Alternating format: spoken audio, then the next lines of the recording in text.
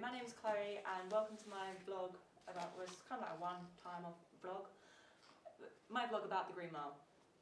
It's a great movie. If you haven't seen it, stop what you're doing, go watch it, come back in maybe about 3 hours, then you'll understand what I'm about.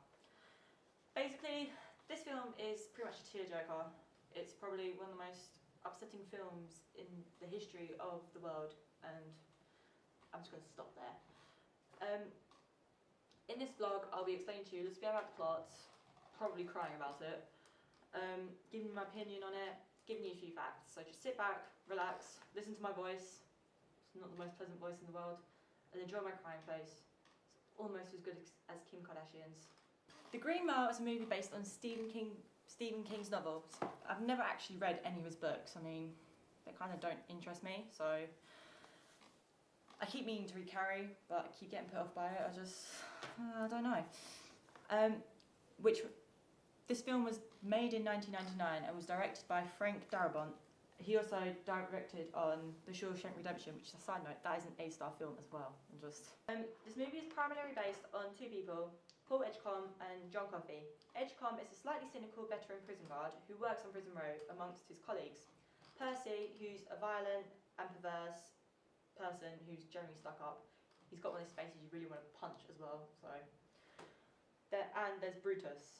He's the most sympathetic prison guard you could ever get. He's like the sort of person who sneaks stuff in for you, more than anything. Anyway, the movie begins with an elder man who's Paul Edgecombe. He's in an old people's home, and he starts reminiscing about the good old days, like when he worked. Well, I wouldn't exactly call it good old days, but when he worked on death row.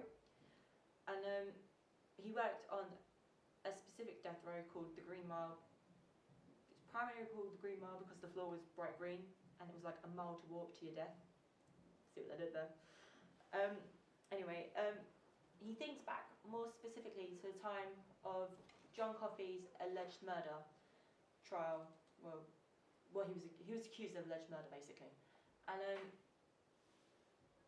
their assumption at the time was made when they found him, referencing to what he looked like and to what his actions were. He was covered in two little girls' blood, holding them in his arms as they slowly died, which that's probably going to pull at your heartstrings, just because of the fact he's sitting there crying about it as well. It's just, oh, no. Anyway, and given his appearance, aside from being covered in the blood, this caused him even more so to be incriminated with the crime. He was an 8-foot-tall African-American man. He was wrongly blamed because of his appearance and race. The movie, being set in the 1930s, in the midst of segregation as well, must have taken a toll on the authorities' actions. So that's probably going to push it even more. Anyway, now for some facts, because I know you want them. As you know, due to prior information, this movie was directed in 1999 by Frank Darabont. It was made on a $60 million budget and overall earned over $286,801,374.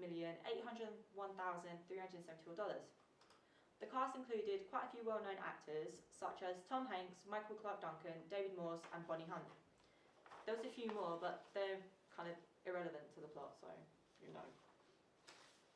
The certificate of this movie wasn't 18, mainly because there's scenes of a sexual nature, which I wouldn't exactly count kissing as a sexual nature. It gets a little heated, but regardless. There's scenes of violence and gore, obviously, because you see some of the executions that go on, and there's obviously quite a few profanities that are said throughout the film.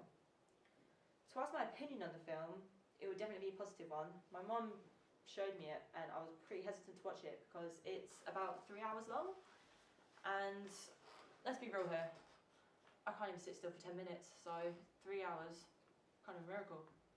Props to you, Mum, props to you. The Green Mile is definitely an emotional rollercoaster, and in my opinion, it's a vice to watch with a box of tissues. It's literally one of the most moving and mystical films I've ever had the pleasure to watch. I think it's clever the way the plot pans out. You wouldn't really expect it to happen, but it is very emotional because he's sentenced to a crime that didn't exactly happen under his terms, to put it lightly. I don't even know if that makes sense, but you know.